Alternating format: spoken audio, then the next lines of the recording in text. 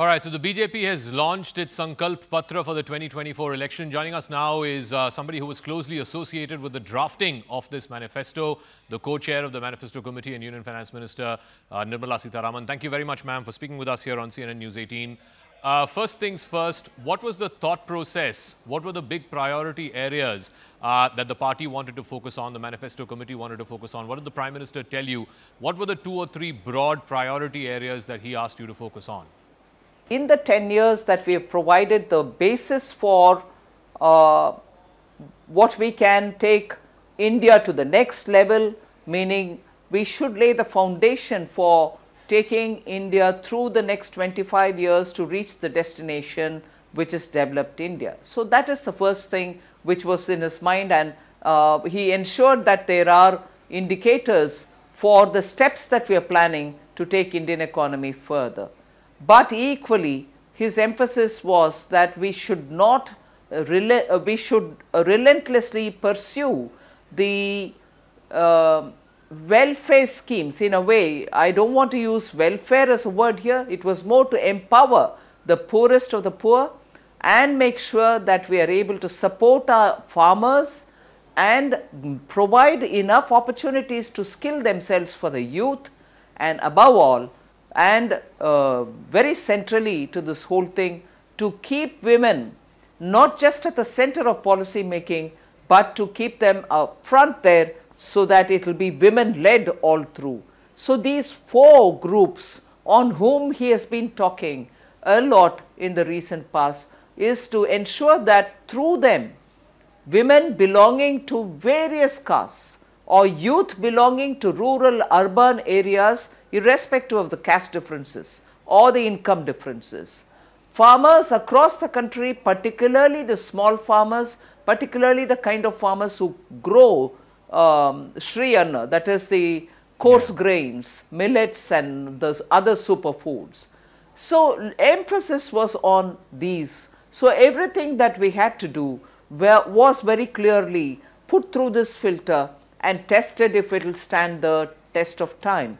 Above all, I should recognize more than 15 lakh inputs which had come from the people of India saying we'd like you to put this aspect in the budget and in the Sankalp Patra and so on. So we've given a lot of emphasis for those inputs which have come also, and the Prime Minister was keen that we go through each one of them, and there was a large team sitting and sifting through the inputs which had come. So, ma'am, there are 2 ends of the pyramid. One at the top end of the pyramid, the manifesto talks about, Viksit Bharat, about putting a manned mission into space, having India's own space station, EV manufacturing hub. And at the bottom end of the pyramid, as you said, there is a welfare stamp, no doubt, whether it is extending the free food, free ration scheme to 80 crore people, whether it is, 3 crore new homes for the poor, and so on and so forth. Isn't there a contradiction between the two? On the one hand, you have a pathway to Viksit Bharat. On the other hand, you also realize that everything is not hunky-dory. Well, I don't want to put it as it's not hunky-dory. It is a matter of reality that we have a section of our population which still needs to be empowered. And that is why you have the PM Garib Kalyan Anna Yojana, which is extended for another 5 years. You also have a section of our population which is the farming community, particularly the small farmers, who against all odds, some man-made odds, some nature-made odds like the climate, extreme weather conditions, are giving us food on our table. So are we not going to support them? And therefore we made sure that in order to empower the farmers to be able to better perform in their farms, we need to get technology there, get the drones going there, ensure that fertilizer, the dependence on imported fertilizer be brought down, and subsidize fertilizer so that the farmer is not paying through his nose for an essential input. So thought has been applied to empowering sections of Indian society which with dignity intact can grow into the system and contribute to the system. Whereas if you talk from the point of view of only Garibi Hatao, you don't seem to understand and appreciate the nuance that the policy should take in order to empower them. That is why we have gone to talking about it not from the point of view of welfare, but more from the point of view of empowering them.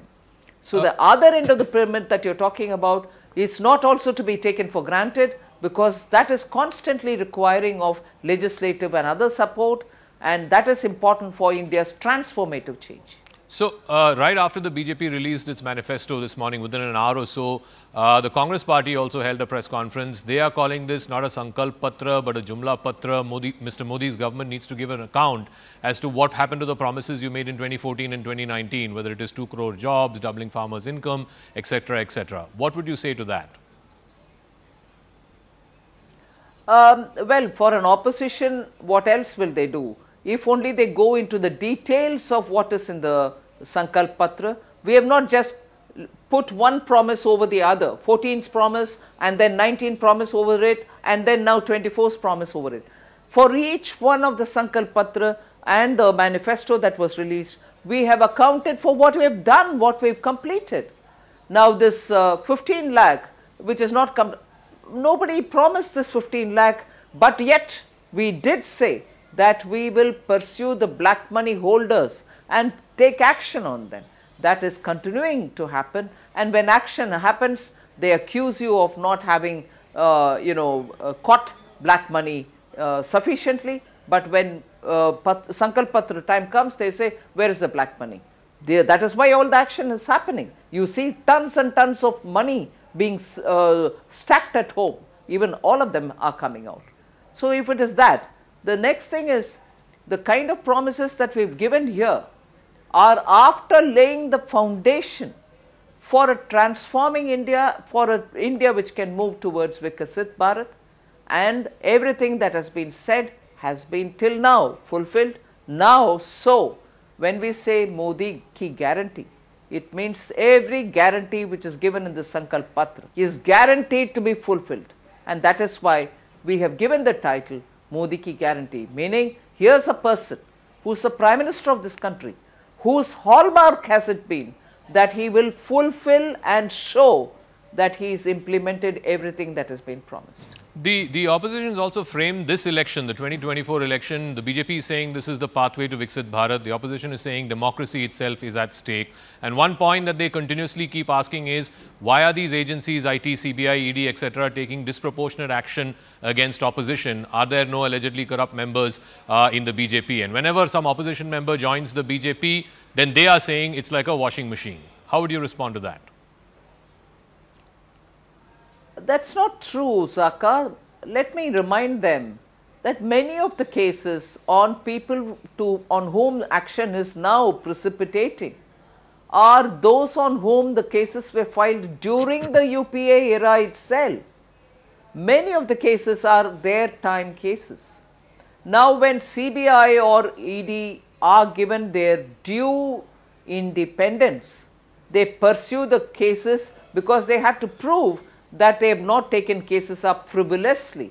And if there are evidence, and it is not for you or me to judge it, it is the court which is judging. The cases which are being taken up in the courts and the evidences which are being put before the honorable courts stand out, speak for themselves. So action is inevitable.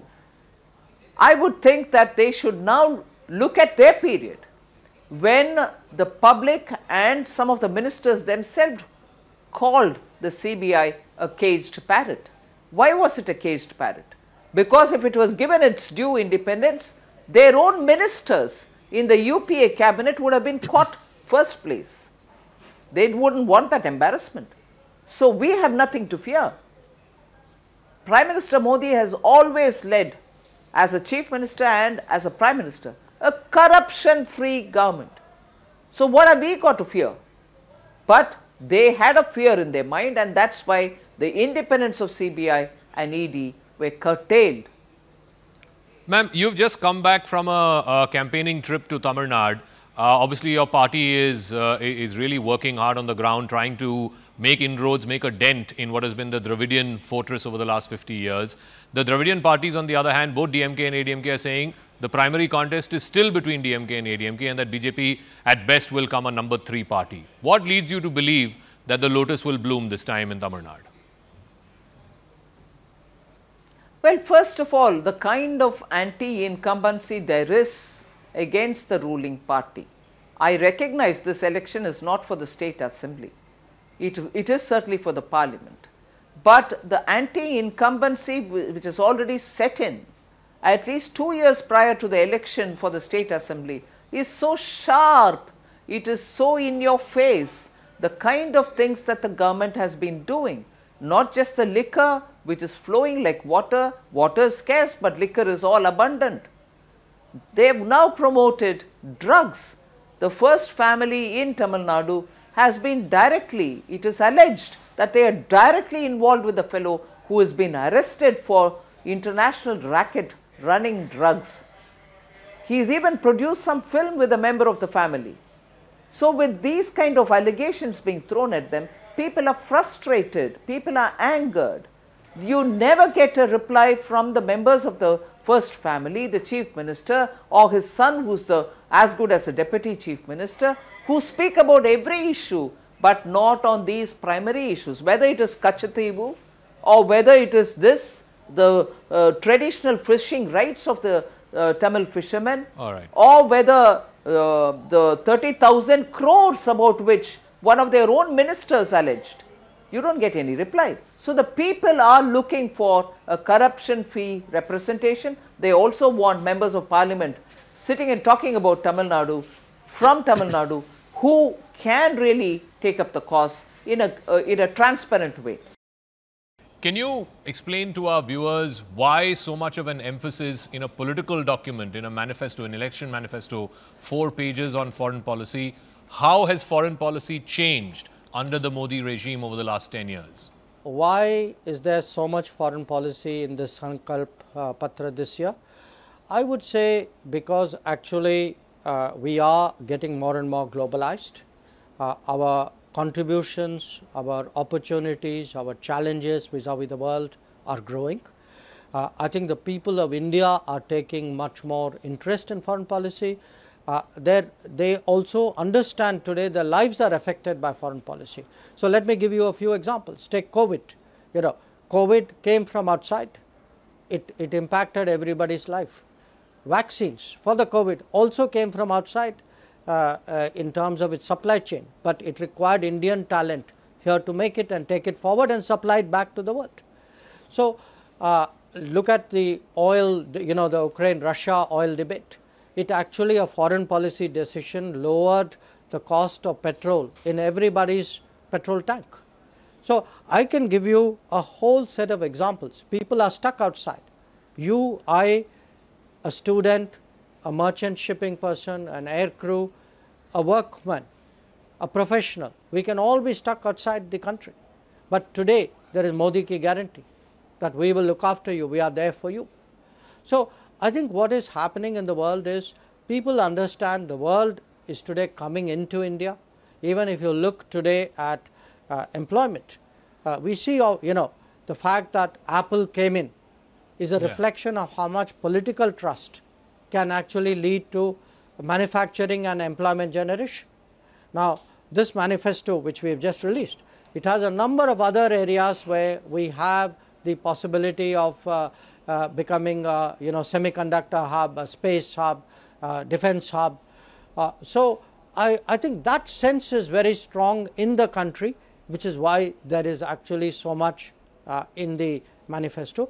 Also I would say our civilizational cultural self-awareness, that in the last decade, definitely last 5 years, we have done many things. We are today ready to engage the world as a civilizational power, and that too is something which we have dilated upon at great length.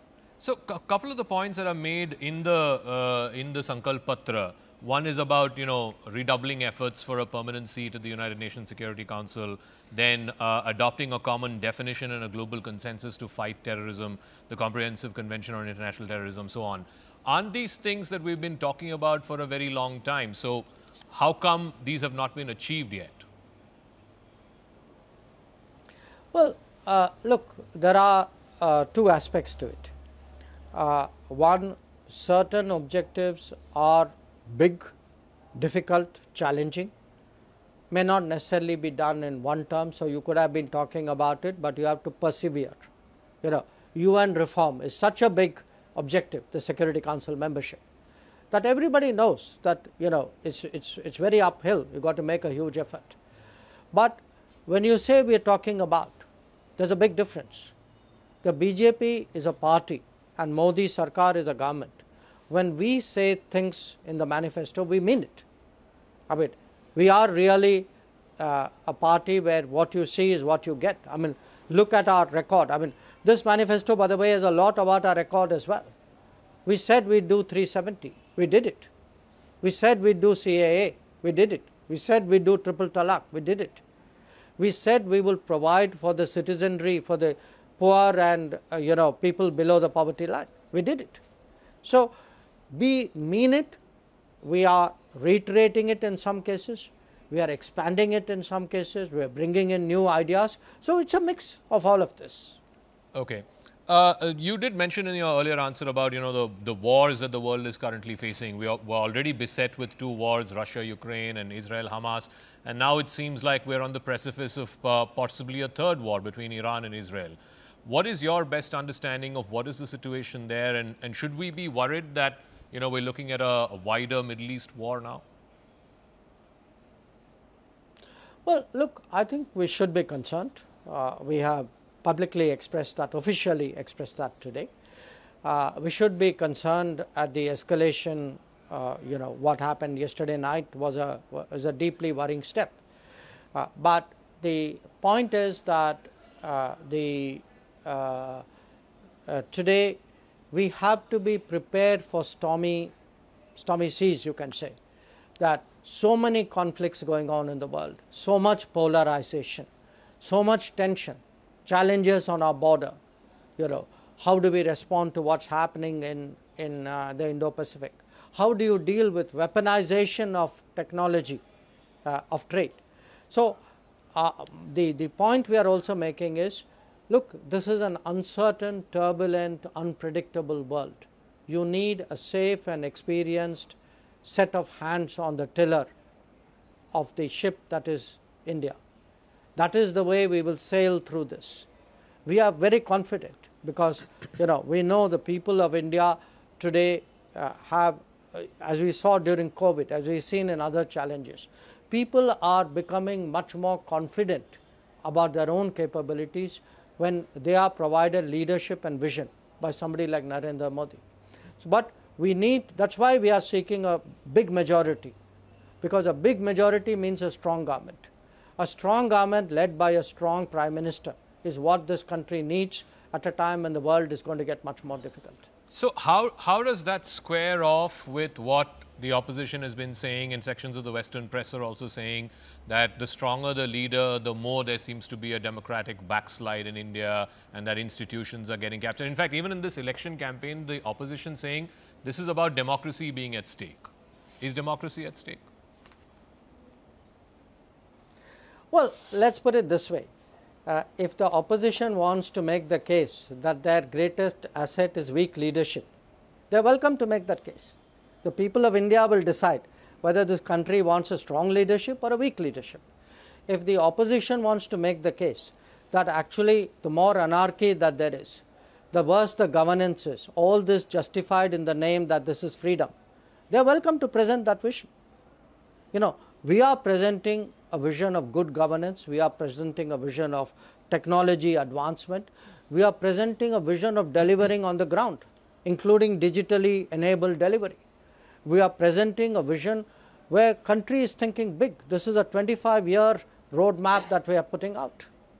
You know, we are, just look at that manifesto which we have released today.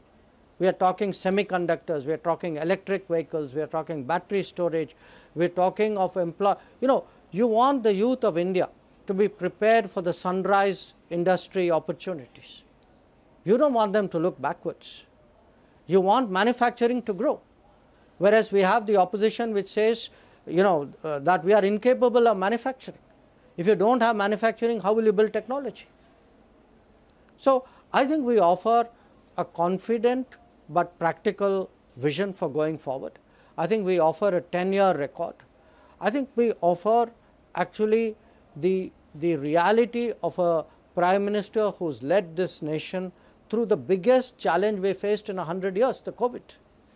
Now, if some parts of the opposition and their dear friends outside the country who are concerned about their political prospects, which clearly are not good, want to express concern, they are welcome to it.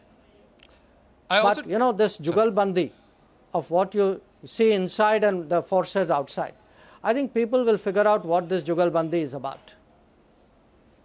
I do want to ask you, one of the issues that came up recently, and you sort of articulated it, and of course it's up to the people to decide, the Kache TV issue. And again, the opposition's contention is these are well settled, this is a 50-year-old issue, people in Tamil Nadu are not worried about this. Why are you digging up well settled issues just to score a few domestic political points? How would you respond to that?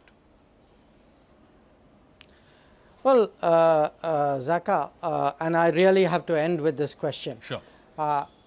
Look, I don't think this is so much an issue of well settled issue and why are you raking it up. This is an issue of a political party which has continuously told untruths for 50 years about its role on this matter, and that is the DMK. And their accomplice in this matter is the Congress party. Together, they actually did the 74 agreement, assured the parliament in 74 that, by the way, fishermen's rights are protected, and then in 76 sold out the fishermen's rights. And then the DMK has the nerve to say, oh, we have nothing to do with this, this is all done by the central government without even asking us, and we are totally opposed to it. Now, I think people of Tamil Nadu are entitled to know the truth because they are going to vote. So, they got to know, am I voting for a party which actually is the champion that it is claiming to be, or am I actually voting for the champion of doublespeak? And I think what the documents show is they are voting for the champion of doublespeak if they are actually going to vote that way. So, it is important today to bring out the truth. So, I put it to you, this is not a foreign policy versus domestic policy issue. This is about a if the DMK says that their chief minister did not have that meeting and did not say those things, let them say so. Let them say they had no role in 1974 and that chief minister was not informed. Let them say so. But they don't say that. So, this is a matter of the truth coming out.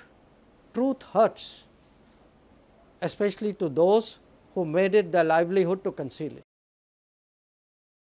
विपक्ष कह रहा है आपका संकल्प पत्र नहीं माफीनामा होना चाहिए था और वो भी आपने ठीक से नहीं किया। अब विपक्ष से आप और क्या अपेक्षा कर सकते हैं? उनको ये दिखता नहीं है कि 4 करोड़ गरीब परिवारों को यानी 20 करोड़ लोगों को एक पक्का घर मिला, 80 करोड़ लोगों को मुफ्त में राशन मिलता है। उनको ध्यान नहीं आता है कि जब 55 करोड़ लोगों को स्वास्थ्य सेवाएं मिलती हैं और अब सभी सीनियर सिटीजन्स को भी मिलेगी तो उससे कितनी बड़ी सौगात है उनके लिए। शायद उनको ध्यान नहीं आता है कि एलपीजी सिलेंडर घर आने से कितनी बड़ी मुसीबत से बचती है हमारी बहनें माताएं। उनको इज्जत घर मिलने का जो स्वाभिमान हमारी बहनों को बहुओं को मिलता है, बेटियों को, शायद विपक्ष के गले नहीं उतरता है। उनका बस चले तो वो तो सबको गरीबी रखे और तुष्टीकरण की राजनीति कर करके, भेदभाव की राजनीति कर करके अपनी दुकान चलाएं, देश को तोड़ने की दुकान चलाएं। तो मैं समझता हूं मोदी जी ने जो 10 वर्ष देश को इतनी मजबूत आधारशिला दी, एक मजबूत अर्थव्यवस्था भी, गरीबों का कल्याण, नारी शक्ति को स्वाभिमान, किसानों के लिए एक अच्छा उज्जवल भविष्य और युवा शक्ति को ढेर सारे मौके, ये जो काम को आगे बढ़ाने के लिए इस संकल्प पत्र में बड़ी योजनाएं, बड़ी सोच, बड़े सपने को साकार करने का जो प्रधानमंत्री मोदी जी ने संकल्प लिया है, गारंटी की है, मैं समझता हूँ देश उत्साहित है और जनता में एक विश्वास है कि अब भारत रुकने वाला नहीं है। Your manifesto has the word jobs only twice. संकल्प पत्र में सिर्फ नौकरी और jobs has been mentioned only twice is the allegation coming from the Congress. महंगाई और बेरोजगारी, इन दो विषयों पर आपके संकल्प पत्र में मौन व्रत है। नरसिम्हन जी, दो चीजें ध्यान में रखें। एक तो जितनी नौकरियों का निर्माण गत वर्षों में मोदी जी के नेतृत्व में हुआ है, वो अपने आप में एक रिकॉर्ड बनाते हैं। आप आज भी आंकड़े देखोगे तो 12 लाख लोग हर महीने ऐड हो रहे हैं ईएसआई या पीएफ के नंबर्स में। आप अगर देखें एवरेज इन्फ्लेशन, महंगाई पिछले 10 वर्ष की, तो मोदी सरकार में आजादी के बाद सबसे कम महंगाई, एवरेज महंगाई 10 वर्ष में देखने को मिली है। मुझे लगता है कि विपक्ष हताश है, विपक्ष के पास कुछ और अटैक करने के लिए मिला नहीं, तो ये आंकड़े गिर रहे हैं कितनी बार लिखा नहीं लिखा। जब माननीय प्रधानमंत्री देश को विश्व का इलेक्ट्रिक मोबिलिटी हब बनाते हैं, सेमीकंडक्टर हब बनाते हैं, मैन्युफैक्चरिंग को और बल देते हैं, जब माननीय प्रधानमंत्री Modi ji global capacity centres Bharat में लाने की बात करते हैं, जब इतना बड़ा इंफ्रास्ट्रक्चर में विस्तार होता है, roads, railway, airports, airlines, inland waterways, digital penetration across the country, इन सब चीजों में जो लोगों को रोजगार मिलता है, वो अपने आप में इनका जीवन भी बदलता है, सुधारता है और युवा युवतियों को ढेर सारे अवसर देते हैं। 1 लाख का स्टाइपेंड देंगे युवाओं को, महिलाओं को, खासकर युवा महिलाओं के लिए 50% आरक्षण। हमने कम से कम मिडिल क्लास के लिए सोचा तो है। बीजेपी के संकल्प पत्र में मिडिल क्लास नदारद है, जबकि इनके बल पर इनसे उठाए हुए टैक्सेस से ही ये सारे डोल बांट रहे हैं। So that's another allegation. Piyush ji, Anand ji, एक बात तो अच्छी है कि कांग्रेस इस बात को समझ गई कि अब भारत में गरीबी बहुत कम रह गई है। एब्सोल्यूट गरीबी तो 1% से भी कम है, और एक ओवरऑल भी, क्योंकि कांग्रेस खुद कहती है कि 1 करोड़ महिलाओं को देंगे, तो ये तो उन्होंने स्वीकार कर लिया कि मोदी जी के कार्यकाल में गरीबी से मुक्ति मिली है करोड़ों लोगों को, पहली बात। दूसरी बात, जब आपको कुछ उम्मीद ही नहीं है सरकार में आने की, आप कुछ भी लिख सकते हो।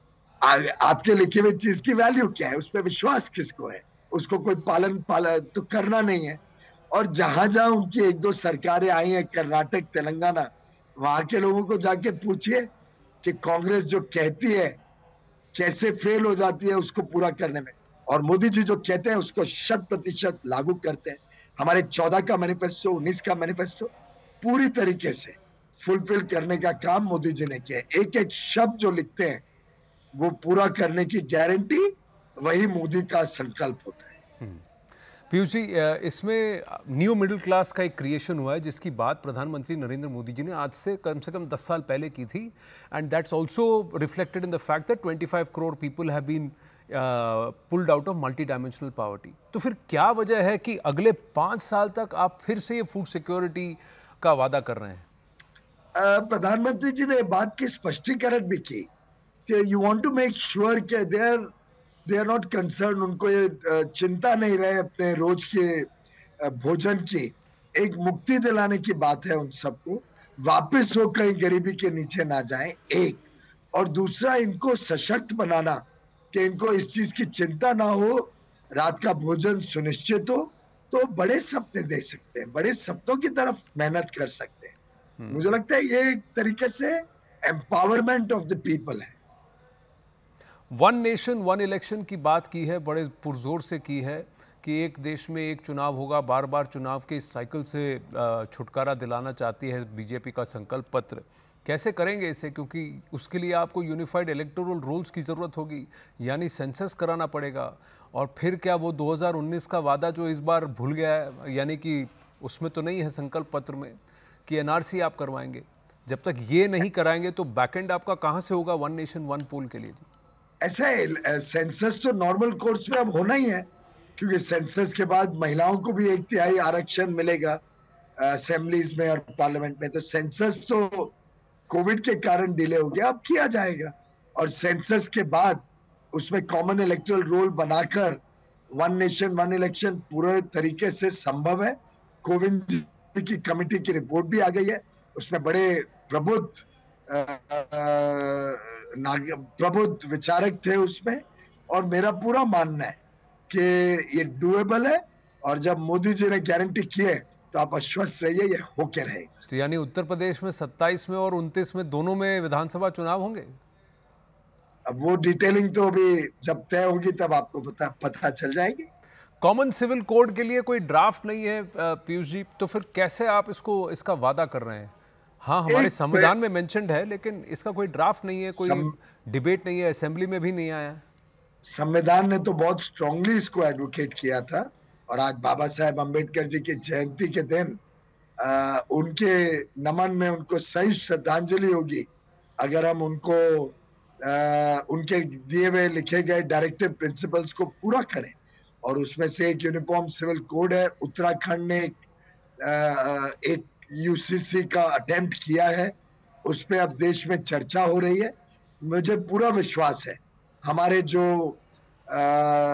आदिवासी वनवासी क्षेत्र में रहने वाले भाई बहन और अन्य जो और लोगों की चिंता, उनके बारे में चिंता करने की आवश्यकता है, उस सबको नजर रखते हुए, सबके बारे में विचार विमर्श करते हुए एक अच्छा यूनिफॉर्म सिविल कोड सभी के हितों को ध्यान में रखते हुए तैयार किया जाए। क्या गूंज रहा है ग्राउंड पर पीयूष जी? आप तो मुंबई में हैं आजकल, तो आप ग्राउंड पर भी आ गए हैं, जमीन पर हैं, कॉन्स्टिट्यूएंसी वहां पर क्या गूंज रहा है?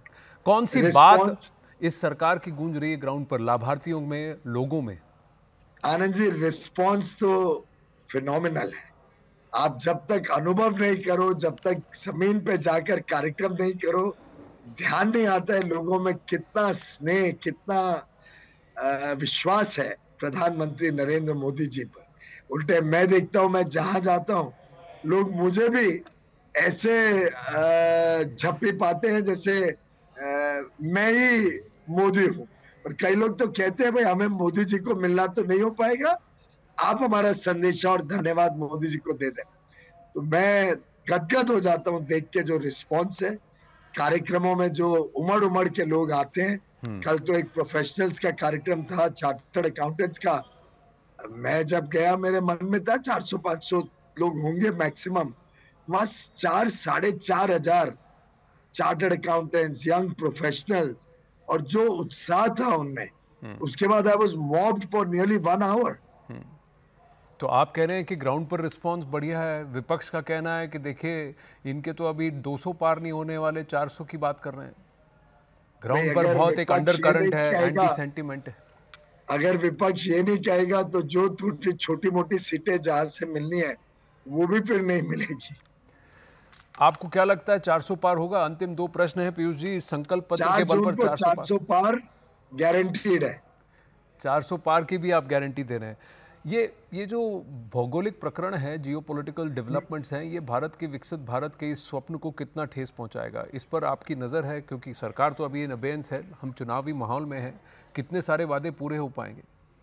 मुझे लगता है कि प्रधानमंत्री नरेंद्र मोदी जी ने ये ध्यान में रखा है कि भारत की अपनी जो कैपेसिटी है, भारत की अपनी जो क्षमता है, वो इतनी ज्यादा है कि ये समस्याएं तो विश्व में आएंगी, लेकिन हर चुनौती को अवसर में बदलने का जो प्रधानमंत्री मोदी जी ने सफल प्रयास किया है गत 10 वर्षों में, उसमें मुझे लगता है आगे चल के भी चुनौतियां आती रहेंगी, चुनौतियों का सामना करेंगे।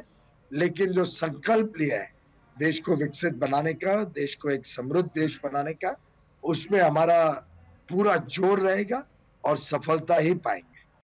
Joining us now is Union Minister Dr. Hardeep Puri. Hardeep Puri ji, namaste, Jai Hind. Thank you very much for your time. The manifesto is out. What do you believe is perhaps the biggest talking point of the BJP Sankalp Patra?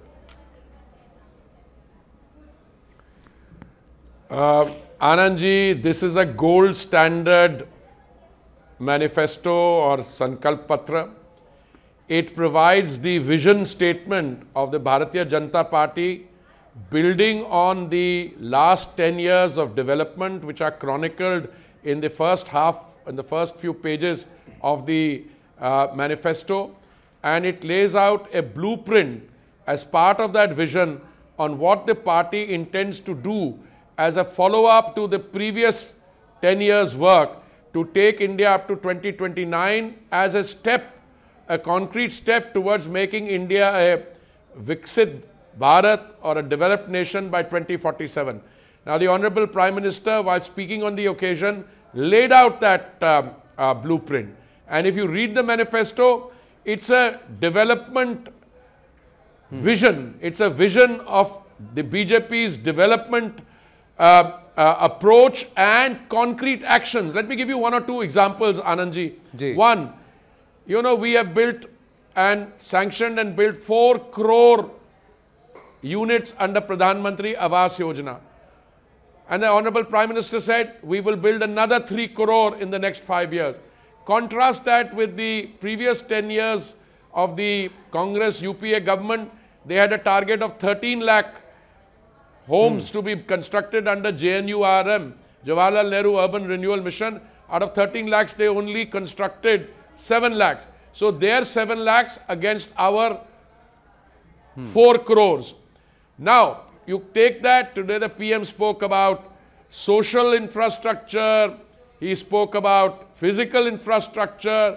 There are big takeaways here about uniform civil code, one country, one election, but couched in very mature terms. In uniform civil code, it says we have the directive principles of state policy. We are looking at best practices. We are against, anything which is discriminatory for the gender, on the gender issue, and we will work in that direction. Now, the brilliant thing I think about the BJP as a political party is whenever it says something, it delivers. In 2019, we had talked about the Women's Reservation Bill, and lo, in 2024, we already have the Women's Reservation Bill. We are moving from women-centered development to women-led development. And my experience as a former civil servant diplomat is that wherever you have women-led development, your GDP goes up by 30%. Equally, you look at all the other areas. Please complete. You look at all the other areas. Ayushman Bharat. You are now increasing you're enhancing the criteria. Earlier, senior citizens or people of 70 years and above would not get health insurance anywhere because, insurance policies become very expensive or non-existent for people who are more vulnerable to ailments and disease. He said everyone above 70 will get it also. And then you had 2 crore Lakhpati Didis, drone Didis, that 2 crore, 33% increase, 3 crore. So, Anand, no matter which way you look at it, this is a Sankalp Patra about the ambition of the nation. Here's what the opposition has to say. Going to deliver on that ambition. Here's what the opposition has to say.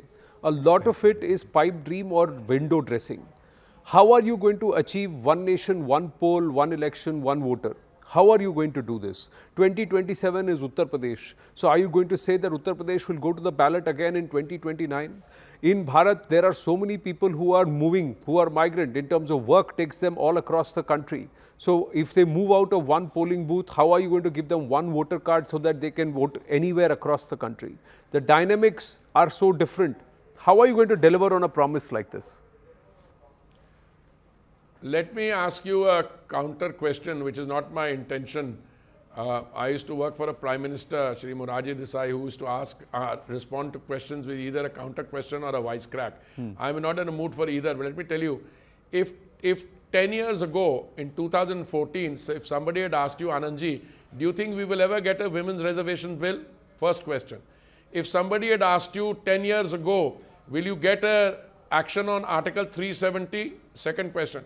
If somebody had asked you in 2014, will you get all the things that we've delivered in the BJP manifesto? Anandji, I assure you, your response as a objective senior journalist would have been, nahi, isme to bahut samay lagega.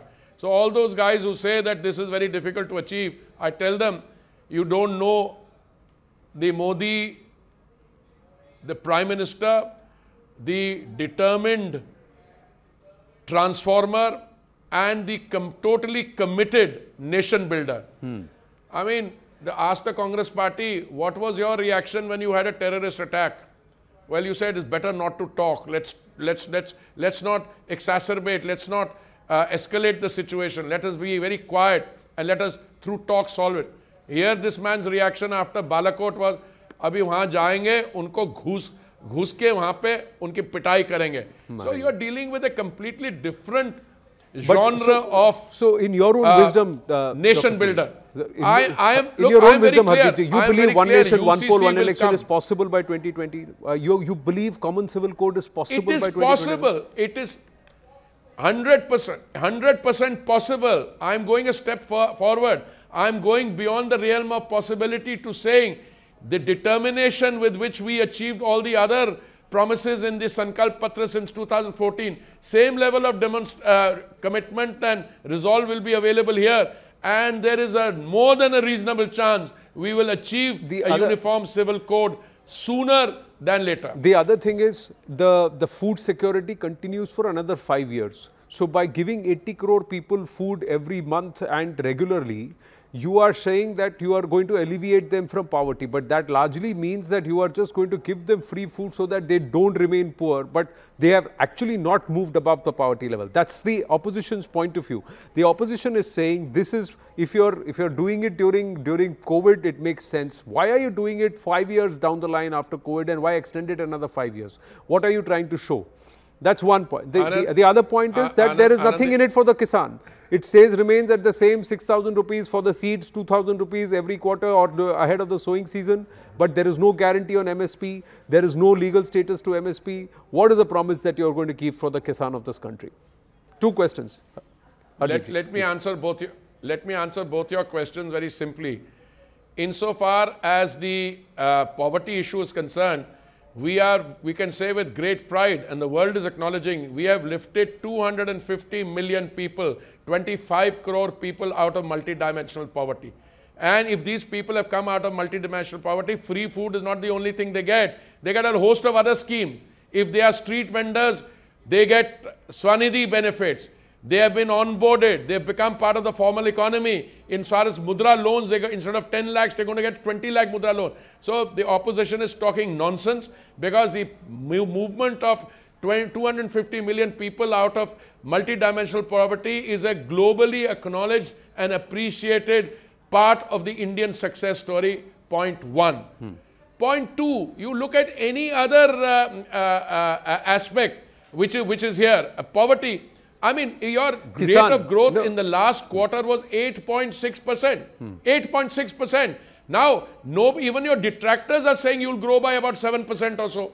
Now, if you look at the movement from the 10th to the 5th largest economy, now to the 3rd largest economy, if you look at all the other things which come with it, you will see why the opposition, for want of a better narrative, they are looking at it in terms of what they have to say in their election manifesto. We are looking at it as part of a vision and development. Is there, as far as the Kisan, there is no guarantee on MSP. There is no mention. I wanted you. Hold on. There is a total deliberate misrepresentation. The manifesto very clearly says we will improve the MSP. Very clearly, I will read out the exact language to you here. The opposition has been saying what, and I'll tell you what we have said. We have said we have ensured unprecedented increase in MSP for major crops. We have ensured unprecedented increase in MSP, and we will continue to increase MSP from time to time. This is categorical assurance. What is our legal status or legal guarantee to it? No, legal guarantees I'll come. Where is the question of a legal guarantee? हमने 71,000 crore का किसान loan माफ कर दिया. Who pays for that loan? It is the taxpayer who pays for that loan.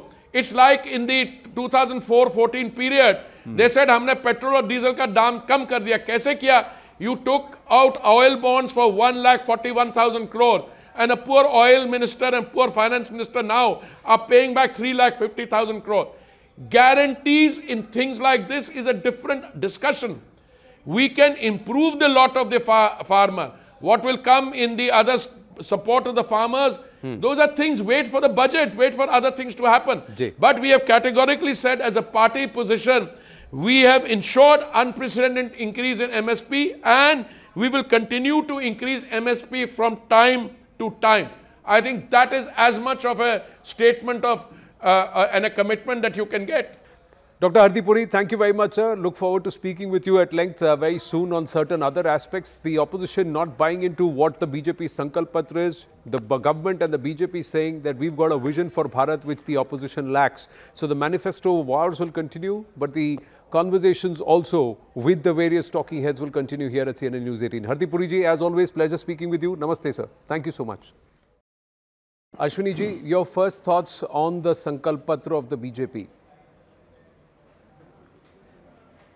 See, this Sankalp Patra basically lays out the vision for the next 5 years and for the next 25 years and a very clear action plan for the next 5 years. This is built upon the 10 years record, 10 years performance of Prime Minister Narendra Modi ji's government, and it is built on a vision which will take us to 2047. This basically covers each and every social group in a society, each and every segment of our society, each and every sector of our economic and cultural life. So it's a very comprehensive manifesto. It covers, it touches everybody, and it gives a very clear roadmap towards our next 5 years. The criticism coming from the opposition is that you are promising bullet trains which have not yet come to manifest, while you have ignored the core aspects of expenditure or inflation and also unemployment. How would you respond to this, sir? Absolutely not. We are very clearly at multiple places, in multiple ways, what we have done for increasing employment and what we are going to do for further increasing employment. It has been very clearly written in the manifesto. Those people who are commenting on it may not have read it. And that is the nature of Mr. Rahul Gandhi and his team, which basically doesn't read, they just simply make comments based on some consultant who comes and gives them something. So it has to be properly seen in that context, number one. Number two, in the last 10 years, we have clearly seen how employment is growing, both in the manufacturing sector as well as because of the investment made in the infrastructure sector. In services, manufacturing as well as infrastructure, there is a significant growth in the last 10 years. And it's all leading to employment, and that is going to grow at a much more rate, much higher rate in the coming 5 years. India will become a global manufacturing hub. The aspect of jobs, job creation, the allegation made by the Congress party specifically is that the manifesto of the BJP or BJP Sankalp Patra mentions jobs only twice, whereas the Congress manifesto openly promises 30 lakh sarkari naukris, plus 1 lakh stipend for educated youth, and also 50% reservation for young girls in jobs. So this is the, and where is the government's vision here? Because the government seems to be a little cagey about putting about any numbers, or especially the BJP. No hard numbers of what you will actually deliver.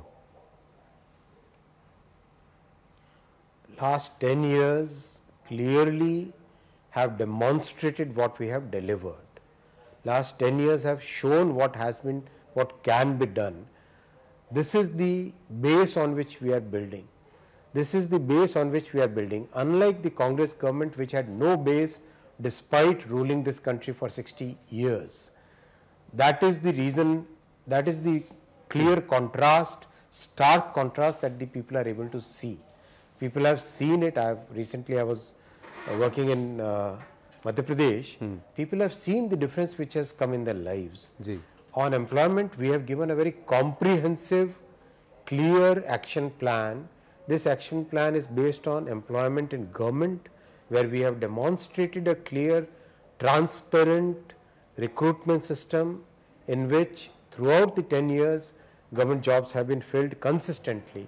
In the last 1 year itself, almost 10 lakh jobs have been given through the Rozgar Melas, and in a very transparent way the exam has been conducted. In the manufacturing sector, which is a very big employer, we have given a clear roadmap for making India a global manufacturing hub.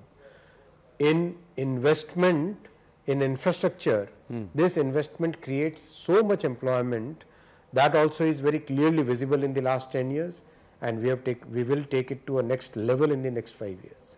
Through self-employment, we have demonstrated using PM Swanidhi, through PM Mudra, and a variety of other programs of training and skilling, through which self-employment opportunities have increased. What we have done, Congress cannot even think of that. But Ashwini ji, if more than 25 crore people have been elevated out of multidimensional poverty, what is the need to commit to another 5 years of food security? Does that show that the government's promises are on very, very shaky legs? Absolutely not. That's a very false premise that Congress is trying to do. See, Congress basically wants three things. First, they want the entire food security program to be removed so that the poor can go and neo-middle classes can once again get into a precarious situation. That fits totally into their way of thinking, because they wanted poor to remain poor. They wanted to give the jumlas of Garibi Hatao. In fact, recently Mr. Rahul Gandhi has probably said somewhere that ek jhatke mein Garibi hata denge. Ek jhatke mein, if he says Garibi hata denge, then what were they doing for the 60 years of the rule of the family? Ji. These are the things which Congress always does. Congress wants that the PLI and manufacturing should be totally removed, because they have seen the employment which has got created in manufacturing, so they want to make the people unemployed. If people are unemployed, Congress politics can keep on going. That is the way Congress thinks. They wanted the infrastructure in border areas to be removed, because they used to think, Congress used to think that if infrastructure in border areas is done, that will not benefit us, that will benefit the other countries. It's a very strange way of thinking that Congress has had, and that's the reason why country suffered for the 60 years. Last 10 years have been a change, big change for the country. You talked That's about what we are building upon. You talked about the neo-middle class, but with someone who has middle class origins, I want to ask you, does this manifesto have anything for the middle class? Because the Prime Minister, while speaking to the gamers of this country, the future, he said by 2047, he wants to remove government from the middle class altogether. Is there a vision for the same here? Because the taxes largely are being paid by the middle class that funds most of these doles. Absolutely. There is a clear chapter on the middle class and a very clear action plan for the middle class. This next term, Modi ji's third term, will be totally focused on providing homes to every middle class family. He has even promised 3 crore homes. Second, the investment which is being done in infrastructure, that provides huge opportunities and quality of life for the middle classes. Metro is used by middle class, trains are used by middle class, new airports which are getting constructed are giving new opportunities and better travel to the middle class. For the middle class employment, Modi ji has clearly given a guarantee for increasing the number of GCCs, the Global Capability Centers, the Global Tech Centers, the Global Engineering Centers, increasing manufacturing in the country, increasing knowledge-based economy, increasing self-employment opportunities. We have seen in the last 10 years how many startups have come in the country. More than 100,000, 1 lakh se zyada startups 10 saal mein aaye. More than 100 are unicorns. So that kind of thing which was unthinkable, that is all benefiting the middle class.